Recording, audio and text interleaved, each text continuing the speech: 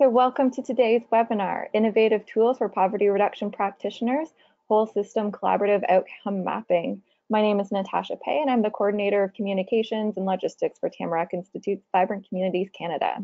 I'm here to introduce our discussion today with Keith Jones and Dina K-Beno. So first of all, based in Victoria, BC, and serving organizations across Canada, Keith facilitates and co-designs strategies and implementation plans on complex or wicked challenges involving multiple stakeholders who typically represent a diverse range of knowledge, experience, and sectors. His approaches draw on principles of collaboration, building trust, systems thinking, learning, and the power of purposeful dialogue. These principles, processes, and tools align directly and complement the 5 conditions for collective impact. You'll also see that we're here today with Dina. Dina is the Coordinator of Housing and Homelessness for the City of Abbotsford in the City Manager's Office. Her portfolio includes a focus on community infrastructure planning approach pertaining to housing, homelessness, harm reduction, and mental wellness. As part of this work, Dina is currently supporting multi-sectoral research, development, and mobilization of 3 current initiatives: the implementation of Abbotsford's homelessness prevention and response system, the city's affordable housing strategy update, and the development of the implementation of shared outcomes and real-time data as part of a virtual infrastructure. All of these initiatives have been grounded in the collaborative roadmap process to advance coordination, integration, and alignment across sectors to respond effectively to the critical housing and social challenges in the Abbotsford community.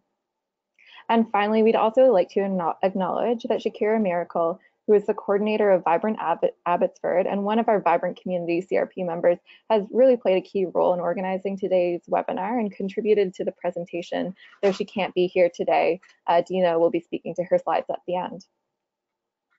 So welcome, Keith and Dina, and thank you for joining us on today's broadcast. I'll hand it over to you now. Okay. Well, welcome everybody to this webinar. We're extremely excited about the opportunity to share some of the things we've been doing, particularly in the case of Abbotsford, but also with other parties in other parts of Canada on complex challenges. My name is Keith Jones, and I'm going to focus on the collaborative outcome mapping component as a supporting methodology to the collective impact. And probably I could say safely, I think it supports some of the thinking around the Collective Impact 3.0 paper, which has come out recently by Tamarack. My background actually originally was in forest ecology, so I have a systems ecological kind of way of looking at things, and that helped me in terms of my subsequent part of my career where we got much more into complex strategy work. I've indicated here to please fasten your seatbelts, and I mentioned to Dina yesterday that we're almost saying it when we have some of our community forums, and you can see some pictures on the right there of some of the from the community forums. When we introduce the broader stakeholders to the completed map, often I'll say we've put a seatbelt underneath your seat, and before you open up the map, please hook up your seatbelt. They are very comprehensive, and so you'll see some instances of that today, but we will try and skip across the top of the waves in terms of the agenda today, since we want to leave lots of time for questions as well. Dina is going to follow up second. Dina is probably our most favorite client, and she's helping us a lot in terms of thinking through the implementation of the roadmaps. And in this particular case, it's been with the prevention and response to homelessness in the community of Abbotsford.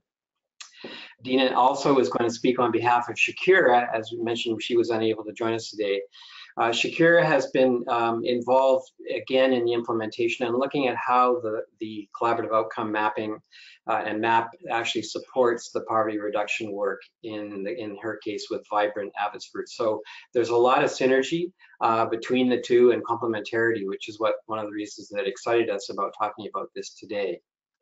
And then we'll follow up with a question and answer as well at the end. So in terms of the pre-materials, there is a Hightail site that we've put up. And on this site is some material that we provided in an Edmonton workshop on this methodology about a month ago. In that site, you can download and/or view, and the link is there, the presentation itself that we gave, which includes as well the learning objectives, which will be pretty much the same as what we cover today, I would say. It also includes a 2-pager on understanding and reading a collaborative outcome map. And then we have actually the Abbotsford map itself in there as well. Just be mindful that if you are intending to print that and looking at them, they are designed to be generally about 3 by 2 feet in size, so to make them legible. So just keep that in mind. Based on the map, we also have a 2-page scavenger hunt, questions on one side, answers on the other side. This has been a really fun tool in the community forums to get people to really dig into the map and understand how it works, the mechanics, the flow of the outcomes, the interventions, the goal, and the impacts and benefits on the right-hand side. So that's there available as well as a way for you to learn about how to read them and understand how they work. There's also a tool, the Zone Map Canvas has been quite a powerful way of us working with clients initially to help them think through the complexities of the challenges they're dealing with. And I'll talk about that more specifically a bit later. In the download on the Hightail site, there is an instruction on how to use it on the back side of that sheet of paper.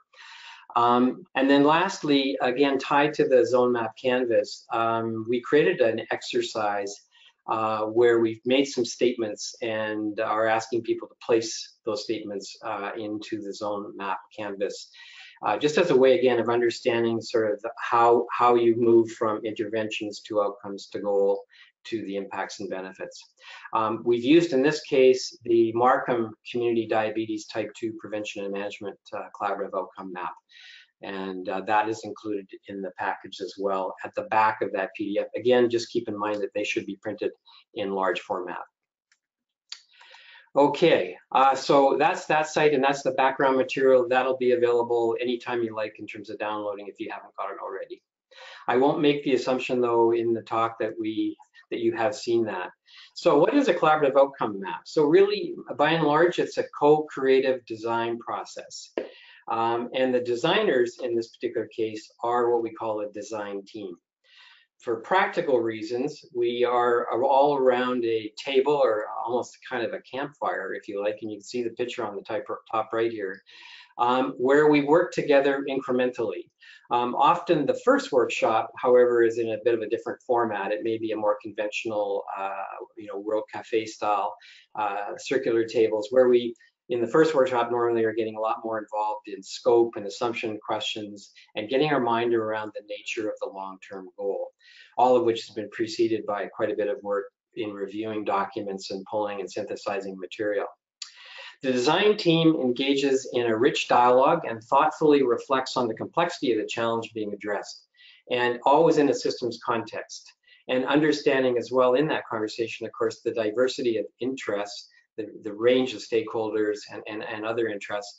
And also a key thing in looking at designing the goal is what is the nature and magnitude of the change that's being sought. You'll see below the picture on the right some text.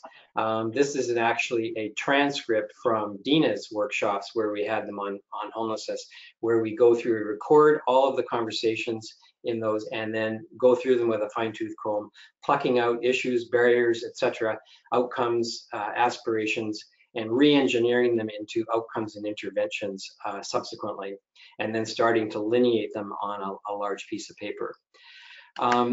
All of this work is based on the theory of change methodology, and I expect that most of you have had some exposure to that. There is an immense amount of global information tied to this. It is linked into the evaluation side of the challenges here as well, monitoring and evaluation. And we sometimes use other complementary approaches. In our case, we use the challenge dialogue system in some cases where groups are still trying to wrap their mind around the complexity of the system, who should be involved, what stakeholders should be involved, the scoping kinds of questions, and the more higher level aspirational challenges. The little diagram there of the hairball or wire ball is really just to remind us that a lot of people these days are seeking simplistic solutions. I expect everyone on the call today appreciates the complexity of the challenges they're dealing with. And we really need to try and let people not seek simplicity on the left-hand side of that wire ball. We need to go through and thrash and understand the complexity as fully as possible and practically as possible, so we can move out to the right-hand side where we have this expression of elegant simplicity. And so it's simplicity on the other side of complexity. So I mentioned already that it builds on the use of theory of change methodologies.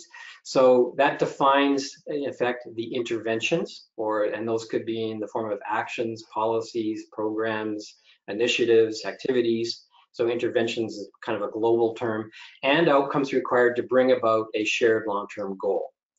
The shared long-term goal is really the hinge point in these maps.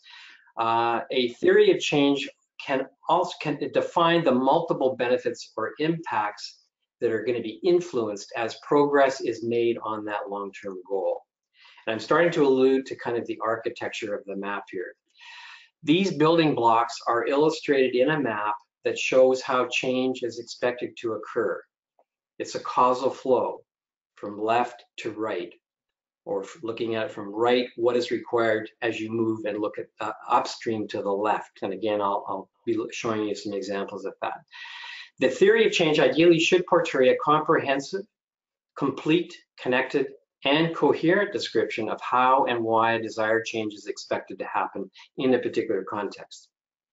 Information from reports, interviews, or pre-dialogue, such as I mentioned, the challenge dialogue, is sometimes a precursor to actually helping us understand assumptions, scope, context, process, and mapping. They all will help us with that deeper understanding of the broader picture of the challenge at hand.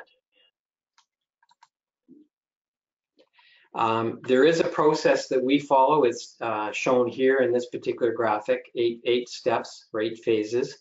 I won't be going into the detail of this, and I will just jump to the next slide as well. Yeah, there it is. Just to let you know that in terms of the process and some of the products that we produce along the journey, and this is as much a journey as it is the creation of a product, these are all the pieces that actually are required to build a collaborative outcome map, the product at the end. And again, these slides will be made available following the webinar. The other thing to keep in mind is we often say to the people we work with that this is a different way of thinking, doing, and being. It's a tool for thinking differently about a challenge where the focus is much more on outcomes. So I mentioned earlier, we sometimes re-engineer what may be a barrier or an issue into a statement of intention or an outcome. It's a collaborative, co-creative process. So it's a tool to guide and capture purposeful dialogue among diverse groups who work in the very system they seek to transform. It creates a tangible products. So the collaborative outcome map shows this pathway. You can see the pathway on the right there of change from interventions, that's actions, activities, programs, policies, etc., to outcomes, outcomes to long-term goal, and the goal to benefits and impacts on the far right. So really what you create is a line of sight from an intervention all the way through the long-term goal into the impacts that you hope to influence. That helps people get a sense of job worth and where they fit within the system. Within the collaborative outcome map lies a compelling story as well, because you're laid out intentions here. So how we think change will occur, how the shared goal will be achieved, and why. What benefits or impacts are expected to be affected. Lastly, it sets in place a framework for how we intend to work differently in the future, together, collaboratively, and for many other uses. And Dina will get into the use of that, the use of this as a framework for other applications as well. There is some element of magic in building these. There are collaborative outcome map facilitators that create the setting. The space is important, like the safe space that you create for these, and the process for an open personal conversation, again, where the emphasis is on outcomes. Between the dialogue sessions, I mentioned there was a scoping workshop at the beginning and then 2 to 3 dialogue sessions, or 4 if we need them.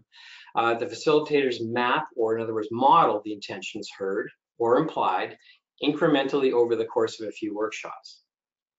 Gradually, it starts to then, a map starts to emerge, shape starts to come. I often use the metaphor of kind of you're all together in one with your hands on a piece of clay and it's starting to take some shape until it's ultimately final. We sometimes came across this cartoon in the Globe and Mail from Gable of a sausage factory, and at times when you're building these maps, it feels like you're doing exactly that. I also put the other graphic at the bottom right on the migraine headache. It just, there are moments when you're doing this that it's a little bit crazy, trying to keep all the pieces in your mind and how these things actually flow from one to the other to create a theory of change. Collaborative outcome map will help answer at least 7 questions. What is our shared long-term goal? Collective aspiration, if you like. What's the magnitude of change, which I already mentioned, do we seek? The degree of, sometimes it's referred to as the needle change of improvement or transformation, or is it a mix perhaps of improvement and transformation? Why? What important critical benefits or impacts do we aim to affect, knowing that we won't have full control over those on the right-hand side of the map? Who will benefit from progress being made on our goal? What's the target population? And as importantly, who are the beneficiaries in addition to the target population? Where and in what context will this work be done? So that's back to scoping, the situation, circumstance, other system considerations. 5, how will we and others make this happen? Collective interventions, by whom? Who's going to be playing what role? Who is already in this map performing some particular function that's integral to the system overall? 6, when will we achieve the goal? So that's back to your time frame, and that comes back to setting some kind of a, what could we accomplish together, say in 5 years or 10 years or 20 years? Why do we believe our theory of change will bear out? So what is the evidence? Some of that comes in at the front end, assumptions, bracketing, again, back to scope. And then this whole aspect of learning, adapting, and adjusting as we begin to see how well we're doing, what we're learning, what's working, what's not, and so on. You'll see in the, again, we have a community forum. The top picture is one of the areas in the map that we had in, for this one's for literacy. Again, the literacy team is the second picture. And on the bottom right, I just want to point out that this is the use of the map to help with performance measurement. Identifying where in the map you're going to measure, where existing data may be. Should we move upstream? Should we move downstream in terms of where we're going to do our reference points for measuring progress? Okay, this is a typical design team composition here. You can see the sectors on the left-hand side and the typical organizations listed in the 2 columns to the right of that. And again, in this particular case, this was the homelessness map we did for Victoria, British Columbia. The team in the scoping workshop at the top, the design team, the next photo down, and then the group working as a group around the table building the map through the different workshop settings. That particular group produced this map here. You're just looking here at the broad architecture of the Housing First Strategy, a collaborative outcome map for Victoria. You can see along the top the different clusters of outcomes. You can't see the specific outcomes in this particular rendition of the map, but you get a sense of the business, in this case, of homelessness response. but also prevention, the prevention on the right. So there's prevention generally, but there's also this element of discharge and transition coordination, part of the prevention support, advocacy and awareness, respectful delivery. And you can see how all of those in this particular case represent, in many respects, what we call the housing first approach. I won't go through the details there. On the bottom, the different color is the system, how the system needs to function in a different way together. So that's kind of the enabling system support outcomes at the bottom. And you can see there's a lot of them in this case. Workforce, shared governance and accountability, of course, is critical. Coordinated intake, assessment, and referral. Ongoing assessment of needs and demands. Housing system coordination and planning. And I won't bother again going through those. One thing I will point out, though, is this collaboration and leadership part in the bottom left there. Extremely important. It's back to my comment at the beginning about this being a different way of thinking, doing, and being. And that new form of leadership and thinking is absolutely critical. At the very bottom, you can see in this particular map, there was one long-term goal, 155 interventions, 218 outcomes, 15 clusters that you can see in the map above, and 28 benefits on the right, and one ultimate benefit that you can see on the far right. So that's kind of giving you a bit of a sense of the broad architecture there. The long-term goal in this particular case, it ended up, because it's kind of an emergent process through the conversation, is quite descriptive. Some of our ones, like the one we've got for Abbotsford, is more succinct. That's neither here nor there, but this particular one, I think they wanted almost the goal to represent a narrative. The important thing to think about, though, with that goal, having stated like that, what our job was to do as facilitating that is to go through every word and phrase in that and move it backwards in terms of what is it going to take, what outcomes are required to achieve those different components of that goal. Okay, so again, here you can see the architecture in general, but now you're seeing the black squares in this are the interventions, and the circles, while they're not really evident, we're not into enough scale here, are all of the outcomes that flow into the goal and then flow out on the right-hand side to the blue circles, which are the benefits and impacts. You can see the legend on the right-hand side here. We're using now a methodology, a systems mapping software called COMu, K-U-M-U.io.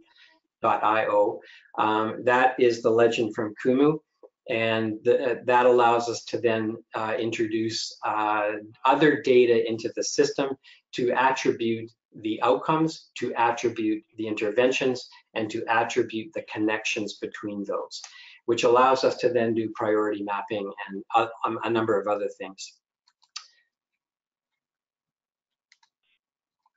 This is the Homelessness in Abbotsford Collaborative Outcome Map, or better said, the collaborative strategy for the prevention of and response to homelessness in Abbotsford. And again, Dina will be talking this in more detail.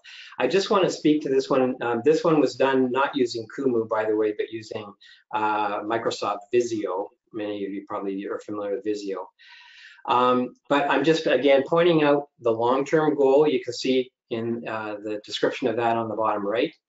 The ultimate benefit on the right-hand side middle, ultimate benefit, Abbotsford is a socially and economically vibrant community. And I just picked one of the benefit statements in the cascade flow on the right-hand side there in the orange color. Social capital is increased and invested throughout the community. There are a number of others. In some of the maps, we have a very rich right-hand side. In other maps, we have less of a right-hand side if we've modeled a lot of material on the left-hand side. An example of that would be a resilience map that we did for Wood Buffalo up in the Fort McMurray area around resilience. So you can see in the case of the Abbotsford map, the long-term goal again is more succinct than the one that I showed you before. Again, this is the Abbotsford map, but just showing you again those clusters. In this particular case, you can see obviously some similarity to the one that was in Victoria. We did the Abbotsford one first, which was helpful, but I should point out that the conversations are all different. So I think that each particular map has has its own particular characteristics. So you'll find that it tends to find its own way in terms of its development. On the right-hand side, we've got all of the impacts there again in the orange. So the architecture of these is quite similar in general terms. And again, that will take us to the zone map canvas that I'll show you a bit later on. You'll also notice in this particular one, we added a series of icons just again to help indicate what that particular subject area was for that cluster of outcomes.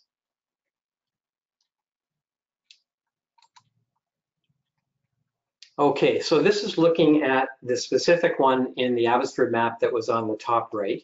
This one is for the prevention support capability area. And again, you can see the circles are the outcomes. The boxes are the interventions or actions. They can be variously, I mentioned before, they could be activities, programs, policies, projects, etc., depending. And those are in the boxes, and then they flow down to those actions in the boxes create the outcomes. So that action leads to this outcome downstream. These outcomes come together to the higher level outcome that we have here. In this particular case, it says people are more aware of and receive the preventative support they need. That's the larger, higher level outcome. Some of the contributing outcomes there, for example, the one that I've got the other bottom left, that one there is about people and families at risk receive the primary healthcare services they need.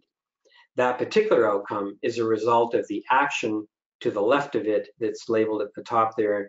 Action, develop service agreements with local general health practitioners or GPs. With that action or intervention is what leads to then that one that I've just described down below, that people and families at risk receive the primary healthcare services they need. Okay, so that gives you a bit of a sense of the specifics. And again, this material will be available to you after this webinar, so you can take a look at them in more detail. We have, in fact, the entire Abbotsford map there available for you.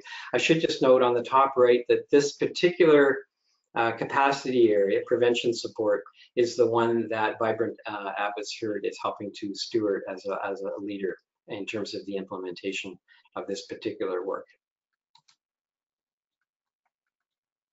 Okay, just a quick note here in terms of target populations. In these maps, we're starting to introduce what we call an action outcome pair, the ones that are yellowed here. This is the one for a literacy map we did for the Greater Victoria area in British Columbia. So you can see the action in the box, which says tailor and augment the outcomes and interventions in the collaborative outcome map to the particular, to the needs of particular populations, cultures, and learning settings. That leads to an outcome that says the P01 that says Greater Victoria's literacy support system is adapted to address population-specific needs of people faced with literacy challenges. The challenge with these large maps is that we are dealing with often the need to produce a homelessness map or a literacy map, broad ones, and people want to be able to look at ways in which they can tailor those maps and express sometimes or color them, theme them to particular subpopulations. So this is the way in which we're starting to accommodate that need. I also want to point out in terms of theming, this one is themed by a challenge. So this is the Resilient Wood Buffalo map as the framework here. And they wanted to look at that map in relation to poverty reduction. The interesting thing was in this map, there was only, I think, 1 or 2 outcomes that actually mentioned the word poverty. But as you go into the map and ask your question, which of these outcomes and actions in the map are actually germane to poverty, then it starts to paint a different picture.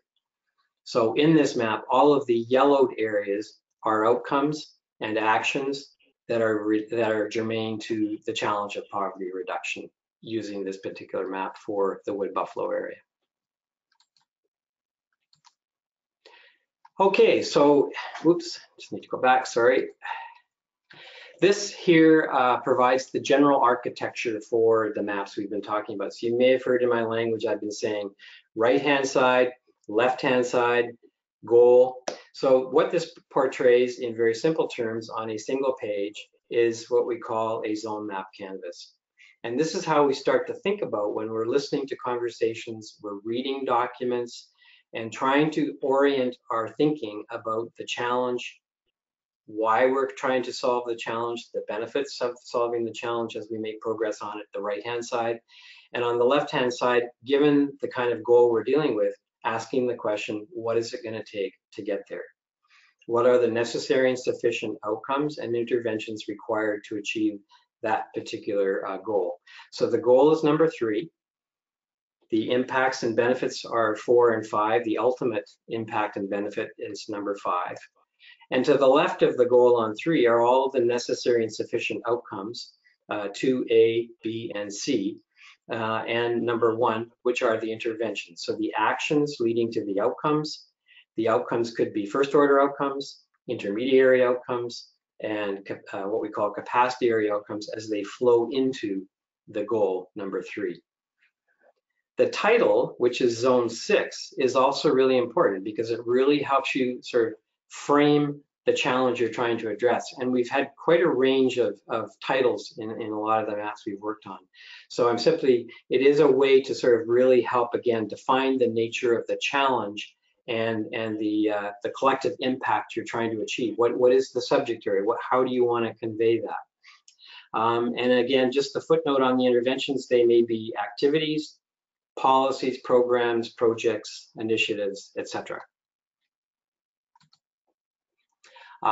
Just showing you here, these are the types of challenges that we've addressed. I think we've done about 22 of these. Quite a range. I won't bother going through all of them, but you can kind of see the spectrum here. Some of them more in some in the natural resources sector, some in the health sector, food, knowledge management, active living, life sciences, and so on. The one in the bottom central, we've got an affordable housing strategy we're working on right now with the city of Abbotsford and the community of Abbotsford. So we're excited about the opportunity to do that one. But that just gives you an idea of the kind of maps we've been working on, the kind of strategies we've been working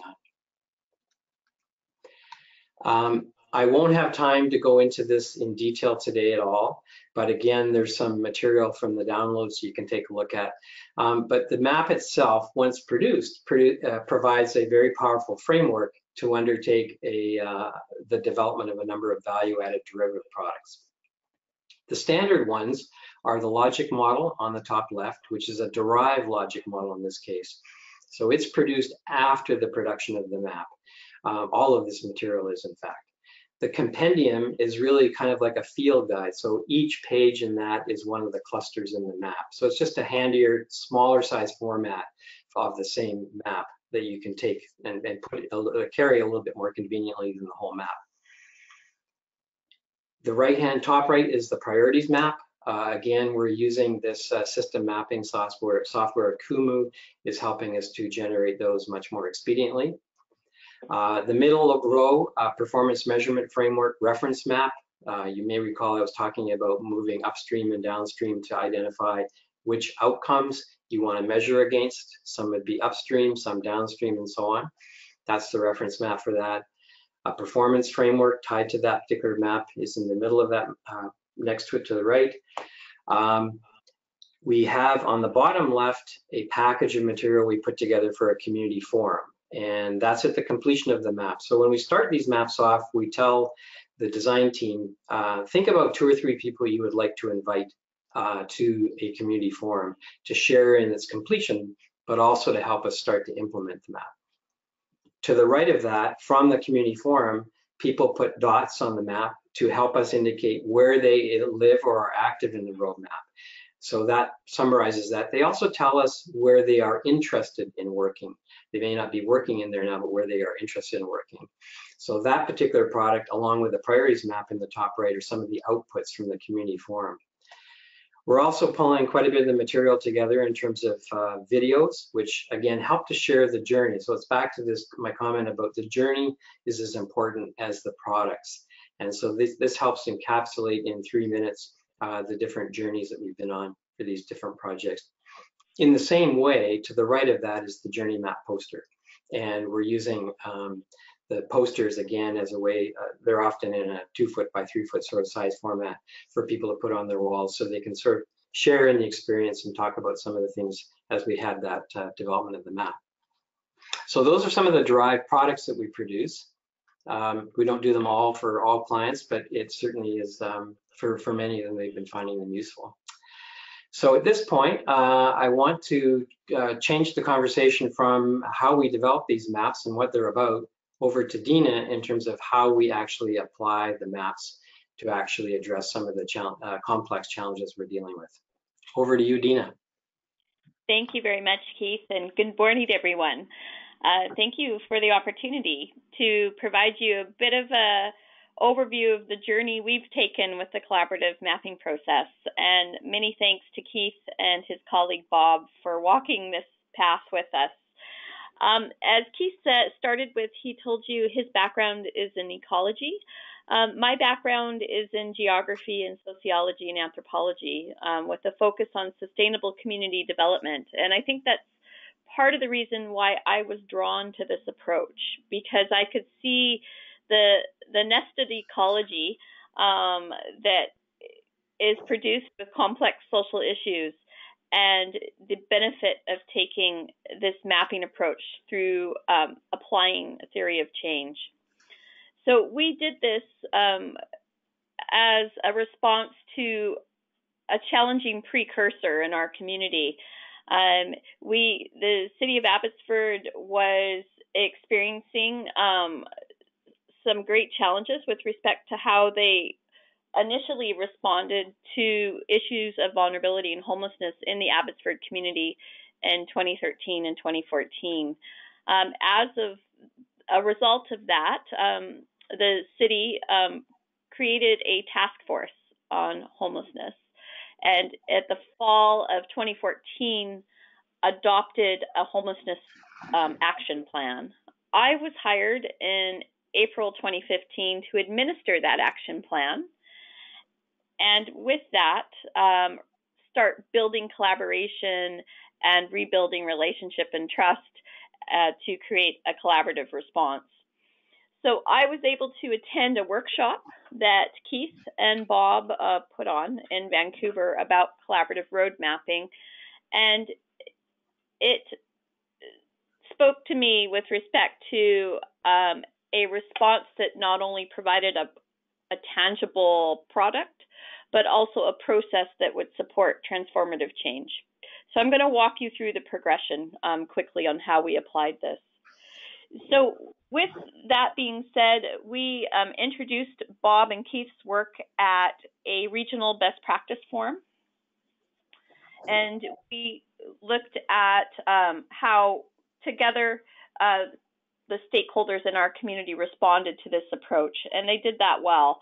And with that, it was funded through contribution funding through Service Canada. So the City of Abbotsford was provided $400,000 through a research and innovation stream to develop a coordinated intake and referral model. And so with that, we struck a multi-stakeholder research design team, which developed the collaborative map that Keith showed you as the architecture to support that coordinated intake and referral model development. From there, we recognized that we could develop a model, but we had no system to refer people into. And so that's where we worked with the main understanding that if we could develop a healthy and vibrant community infrastructure to support the most vulnerable in our community, then we were creating an infrastructure to support the entire community to thrive through an equitable and accessible manner. Next, Keith. Okay. So it wasn't thinking about one part or one challenge or even one agency to respond to that challenge. The city recognized that we couldn't do this work alone. And so this slide represents some of our amazing community stakeholders, which as this collaborative process has emerged, have become cornerstone stakeholders in the Abbotsford homelessness prevention and response systems work as well. Next. So with that being said, the focus was to work through the coordinated intake and referral model with our multi-stakeholder research design team. We nested this in within the collaborative roadmap, and we understood the linkages to the other capability areas that way as well. Able to support gap analysis that was required, understand the needs in our community with respect to how we responded to those needs. And we actually built on the collaborative roadmap through a series of pressure testing. And so we have actually a map that's called Cameron's Narrative Pathway. So we actually pressure tested our coordinated intake and referral model against the collaborative roadmap to see how, from an individual's perspective, this person could navigate the system that we were creating. Next. So with that being said, we did work with the coordinated intake and referral model through a systems approach. And with that, we were able to leverage the outcomes from the coordinated intake and referral model work to advocate, write proposals for, receive shared funding to develop the other components of the system. And also to take a look at our second generation work, which is looking at shared outcome measurement, real-time data collection, evaluation, and how that can be utilized for continuous improvement to our system. Next. So it wasn't only just thoughts or another research project that emerged, it was actual components of the system. We employed community-based action research. We heard loud and clear from the beginning of our process. Our stakeholders were tired of talking without action.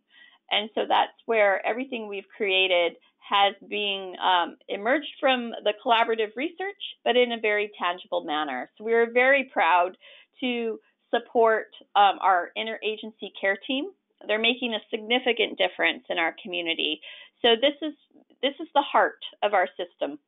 And so with that, we have Fraser Health Authority's commitment of a nurse practitioner, a registered psychiatric nurse, an outreach clinician, and 2 social workers. And so the funding comes through Fraser Health Authority and Service Canada, which is administered by the City of Abbotsford through my unit. And so our intake function is the part that delivers the coordinated intake and referral model, and they work as a collaborative team with the Fraser Health positions. The intent of this team is not to duplicate or replicate the great work that any of our agencies are doing out in the community. Rather, their intention is to walk alongside the voluntary participants in the program, as well as the anchor agency or the relationship keeper who has been identified by the participant. And so this program has launched since September 2017. We've received over 200 referrals. We it's a 30-space pilot program. We have 32 people in the pilot program right now until September 2018, and many more that the team are providing passive support to or referring them into the appropriate streams of delivery. Service delivery, my apologies. Keith? So with that, we have 4 key structural components to our system. Housing is one of those structural components. So as Keith mentioned, we are also updating the city's affordable housing strategy, which also builds upon the housing capacity area in the collaborative roadmap. We are seeing an increase in housing projects, but the collaborative mapping process also helps us to understand this as a part of the greater whole. So what we're doing is implementing our approach through the functional zero definition of homelessness. So that means to ensure that we have a sufficient amount of resourced infrastructure to respond appropriately to the needs in our community. So we've grounded our work in evidence-based practice, understanding what our estimated housing demands are and what the support needs are, both to the potential residents or the current residents that are being housed, as well as to the service agency and community infrastructure who is providing those wraparound supports. Next. So Bob and Keith have also helped us to start our phase 1 work around our shared outcome measurement system. And this is where we're really starting to engage levels and layers of cornerstone stakeholder investment. Our business community definitely sees the benefit of cost savings that can be reinvested into our community. I think collectively we're also recognizing the benefit of an approach where we're taking into consideration the health and well-being of community as well. And so that's where we've now developed key performance indicators and shared outcomes for each one of our initiatives or components of our Abbotsford Homelessness Prevention and Response System. And each one of these then relate to the capability areas in the collaborative roadmap. So at the end of the day, our second generation work will be that real-time data piece where we're creating a virtual platform and we can create a dashboard of deliverables that we can monitor and evaluate and provide that continual systems improvement, as well as to inform our policy advocacy plans for our elected officials to go forward and have informed conversations with other levels of government, or for us to be able to look and work through shared funding opportunities. But I think most importantly, what this does do is it keeps the person-centered approach alive and well. It has shifted many of our collective understandings here in our community from siloed singular agency inputs and outputs to shared client-centered outcomes.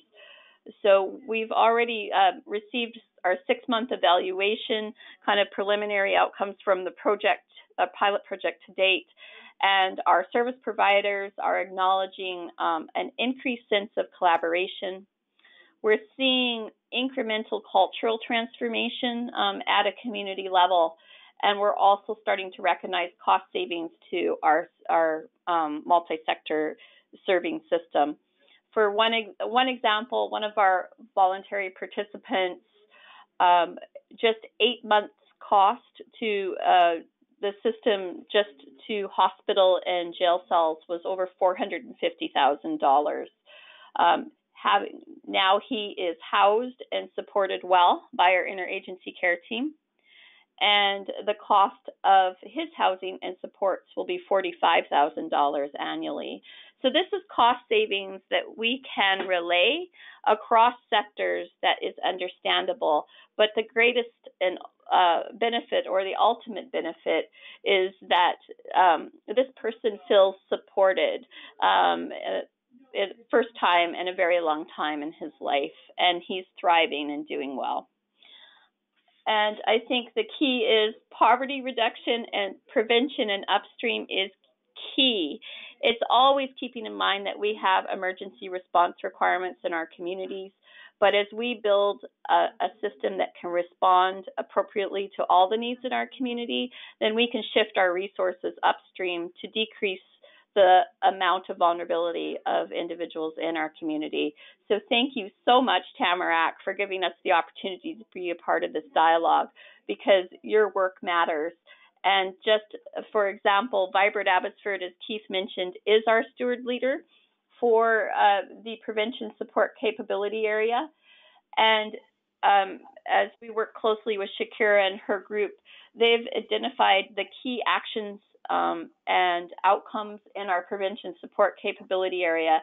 And it really closely aligns with Vibrant Abbotsford's work around looking at ways where we can collectively achieve results that not only identify the gaps in services, but also create room for new ideas and continuous improvement to create solutions that matter most in our local community and prevent further vulnerability and poverty. Thank you. Thank you so much, Dina. And to Keith. Keith, we were hearing a little bit of feedback during the presentation, so I muted you, but let me unmute you now for the questions period. We've had several come in through the questions box, and we will do our best to get to all of them. I would like to start with one of them that was submitted in advance, and Keith, this is Keith and Dina, this is for both of you. In your experience, are you able to share any tools that would be able to support staff in all roles to deliver and champion this kind of cultural shift? So can you hear me okay? Yes, we can. Okay, great. Well, thank you for everyone's forbearance. We were trying to get the tempo and cadence about right here, so probably went a little fast in some parts here, but thank you for bearing with us, and obviously we're available for questions following this webinar or emails at any point in time to make sure that there's any pieces that weren't clear, we can make sure we do the best we possibly can. To the question, can you share tools to support staff in all roles to deliver and champion this cultural shift? We do have tools, we do have methods, guides, principles, that kind of thing. We also have a number of examples in particular that we can share with you that I think provide a good sense of kind of how you go about doing this. You saw those two circular diagrams. I didn't go into them in detail, but those are some of the procedures that you can start to go through. To support theory of change, there is some terrific guides available through a number of groups, but certainly the Theory of Change Community Practice or theoryofchange.org is a good place to start. I have those and can share them with you as well. But the bottom line is, yes, there are some things we can provide, I think, that will be helpful to help you work your way down that path. And in particular, I would say the Zone Map Canvas tool is a good one to start with. In general conversations at the beginning. And I guess I would just add briefly is for my approach, it's been just to be open to having those series of conversations that foster incremental change and curiosity. And so I am fortunate enough to work within the city manager's office here at the City of Abbotsford. So that affords me the opportunity to work across departments and build capacity and opportunities to bring in multiple perspectives. And so we've actually launched a community of practice for the work that we're doing. And we have our a city's webpage dedicated to the Homelessness Action Plan. So we're creating a resource repository to share those learnings and transfer that knowledge. So I'm always open to hear from other people and in whatever facet of work you're focused on, because that's how we're going to learn and grow together and create those tools and resources that support one another to do our work. Absolutely. Thank you for that. And it looks like we have time for just one or two more questions. Keith, there was a clarification question. The 7 questions that you went through at the beginning of your presentation, I think they were like the why, how, when. Is that all relating to a scoping workshop, or was that relating to collaborative outcome mapping in general? I would say I would say the answer is both. These are the kind of questions I think, whether it be by way of an interview or by way of your work with the design team. And as we're actually behind in doing the sausage factory thing, as we're building the map between the workshops, these are the very questions, among probably a few others, but these are the key questions we are always asking the group, asking the interviewee, or asking of ourselves. It's all about bringing meaning to expressions of the conversation. What do they actually mean by this, and why is that so, and what are we trying to achieve here? And all those questions, I think, are highly germane to almost all of those particular dimensions of this approach. And to that, somebody actually noticed that the collaborative outcome mapping process is very similar to facilitating a theory of change focus group, where you would have all stakeholders together going through these questions in the process, rather than a traditional theory of change interview, where you would be asking these questions kind of one-on-one with stakeholders and then bringing it all together. And they were asking, when is it more appropriate to use this COP mapping kind of focus group approach versus a traditional theory of change interview? Again, I think we tend to do interviews at the front end of the process. In the case of the affordable housing strategy, we're doing those, and also Dina is conducting some focus groups with about the same types of questions, or what we call lines of inquiry. And then when we are in the session itself, it's almost like the design team is a very carefully selected focus group, if you like, but it represents all dimensions of the system you're trying to model. You may recall the example I gave you for Victoria, like a wide range. And so they're engaging in a conversation they've often never had before in that time period. And so I would say, the interviewing helps. These kinds of questions are helpful in guiding the lines of inquiry that you would take in having that conversation.